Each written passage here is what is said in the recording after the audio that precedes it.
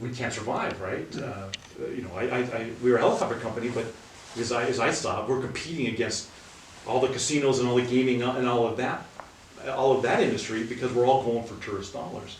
So how can we do that successfully if we can't find if we can't compete from a technology standpoint? So I got into workforce development, and that's when I started participating in things like Tech Impact as a mentor, and I would do internships and so on. And so I was very familiar with them, and then I ended up working for them as their regional director. So I was the first regional director, and part of that was to put together a coding school because there was none in Nevada at the time. The only one that was here had closed down, and we were going to create a new one. And my God, that was one of the hardest jobs I ever had. Really? It was.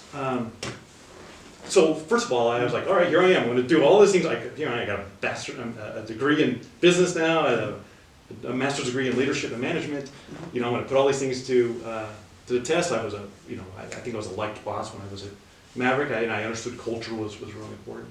But here I am. I have to put together this new program, this new school. It cost $13,000. And you mean for tuition? Tuition. Tuition 13. Okay. And you had and you know, the first obstacle, you got to get a license to be a training program. Well, in Nevada, they treat any program, any adult education program. It doesn't matter if it's free. Mm-hmm. It doesn't matter what the subject is. If you're teaching an adult, mm-hmm.